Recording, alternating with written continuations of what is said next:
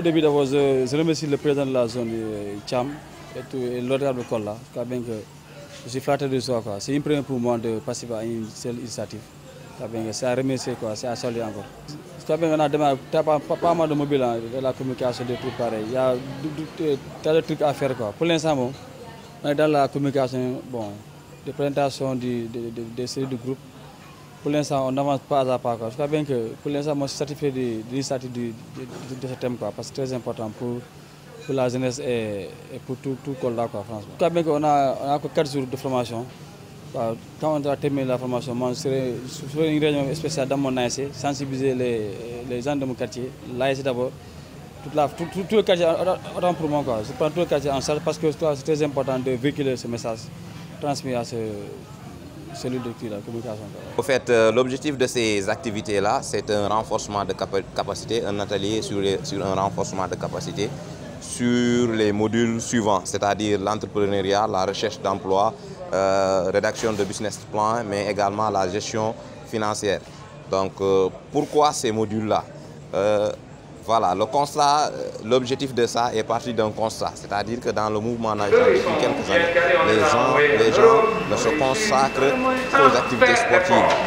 Comme vous le savez très bien, on a des associations, des associations sportives et culturelles. Donc nous, on s'est dit au niveau de la zone 2 qu'on ne doit pas tout simplement se limiter au niveau du sport. Parce que comme le sport, le mouvement navétane doit également être un levier sûr dans le cadre du bien-être social et économique, mais également apporter une touche dans la citoyenneté active. C'est dans ce sens-là qu'on s'est fixé comme objectif de former 200 jeunes par cohorte de 25. Donc aujourd'hui, mardi 13 juillet 2021, a démarré la formation de la première cohorte.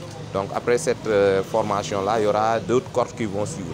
Mais laissez-moi préciser que toutes ces activités ont été réalisées grâce à l'appui du directeur des domaines, en l'occurrence Elhadj Mamboy Diao. Donc c'est lui qui nous soutient, qui nous accompagne dans le déroulement de ces activités-là. Donc c'est un peu ça. Si vous voyez très bien, on l'a acté acte 1 par rapport à nos activités. Parce qu'on est toujours dans la logique, le mouvement navétane, c'est-à-dire le mouvement navétane autrement. Le mouvement doit se retrouver dans le développement, dans le sport, dans la culture et dans tous les secteurs. Donc l'objectif spécifique de cette formation-là, c'est d'accompagner les jeunes dans la création, dans la recherche d'emploi, mais également créer des opportunités dans tous les secteurs, mais également inciter les jeunes à rester et à réussir chez nous à travers l'entrepreneuriat. Comme vous le savez, l'État ne peut pas embaucher tout le monde, l'État ne peut pas prendre en charge tout le monde, l'État crée tout simplement les conditions d'employabilité. Mais ici, si vous voyez au Sénégal, nous, on n'a pas trop la culture de l'auto-emploi. Donc on pense qu'à travers l'entrepreneuriat, on peut résorber ce gap-là à travers ces sessions de formation. Et j'avoue que depuis la publicité, on a été trop sollicité. Les appels nous viennent de partout pour montrer combien cela est important, pour montrer combien ces jeunes-là ont envie de se faire former, mais parfois les moyens font défaut. Celui qui nous tend la main fait défaut. Et on profite de l'occasion une fois, on ne cessera de le dire, de vraiment remercier le directeur des domaines. Dans le foot, je pense que même le football a besoin de l'entrepreneuriat. Le football a besoin d'une gestion. Donc ce ne sera qu'un plus dans le sport, un plus. Donc, si vous voyez très bien les modules, comme on l'a dit tantôt, dans tous les secteurs d'activité, ce sera un plus. Que ce soit quelqu'un qui a déjà un emploi, que ce soit quelqu'un qui est à la recherche d'un emploi, à la sortie de cette formation-là, tu seras capacité, tu seras valorisé. Ton potentiel sera valorisé vraiment dans le cadre, quel que soit le domaine de ton domaine d'activité. Les attentes au terme de cet atelier de formation, c'est de former ces jeunes-là pour qu'ils soient capacités et qu'ils puissent servir une fois dans la vie active, qu'ils puissent servir la population, mais également qu'ils puissent servir, mais également permettre de réserver le gap par rapport à l'emploi, au problème d'emploi qui est réel et une urgence, surtout au niveau local, au niveau du Fouladou. Nous avons fait une formation de 4 jours sur les modules développement personnel et entrepreneuriat avec la zone 2 de l'EDCAF de Kolda. Et cette formation s'inscrit dans le cadre d'un renforcement de capacité, donc dans le cadre de l'employabilité des jeunes des différentes AIC qui composent la zone 2 de l'ODCAV de Kolda. Aujourd'hui, on ne peut pas parler d'emploi sans parler d'employabilité. Pour prétendre à un emploi, il faut d'abord se poser un certain nombre de questions. Est-ce qu'on est employable? Et c'est d'où l'importance aujourd'hui de cette formation. Parce que pour la plupart, on s'est rendu compte que la plupart des jeunes, quand vous leur posez la question de savoir qu'est-ce qu'ils veulent faire, pratiquement ils ne parviennent pas à vous répondre parce qu'ils ne sont pas initiés en entrepreneuriat. Et c'est d'où l'importance de cette formation. L'autre élément, c'est quoi? Aujourd'hui, vous avez ceux qui sont formés, sont issus des différentes ASC.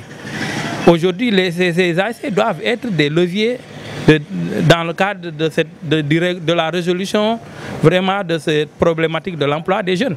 Les ASC ont un rôle important à jouer dans le cadre de cette problématique de l'emploi des jeunes.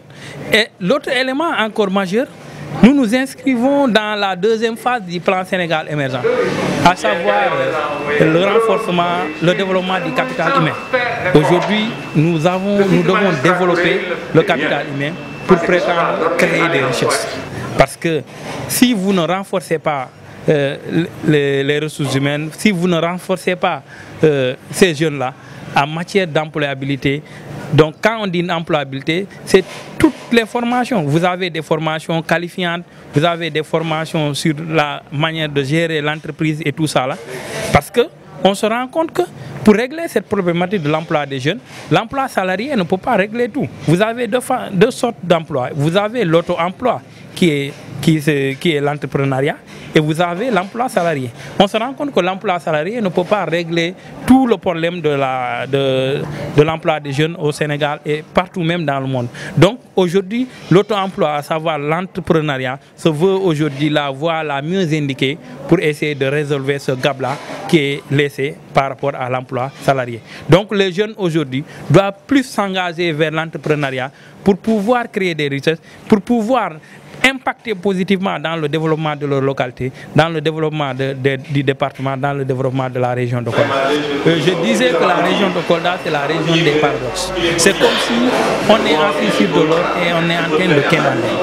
On parle de la région de Kolda comme une région agro-silvo-pastorale. Donc énormément de potentialités dans le secteur de l'agriculture, de l'élevage et dans d'autres secteurs. Mais la région de Kolda, elle est dernière ou avant-dernière en matière de taux de chômage. La région de Kolda a un taux très élevé par rapport au chômage des zones au niveau national. Alors que nous avons toutes les potentialités.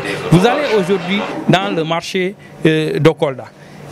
Même les légumes que nous consommons nous viennent de l'autre côté. Alors que nous avons les terres, nous avons l'eau, nous avons tout ce qu'il faut. Nous avons la main-d'œuvre. Qu'est-ce qui nous empêche de nous engager dans l'entrepreneuriat pour non seulement nous améliorer nos revenus en tant que promoteurs, mais aussi créer des emplois dans ça.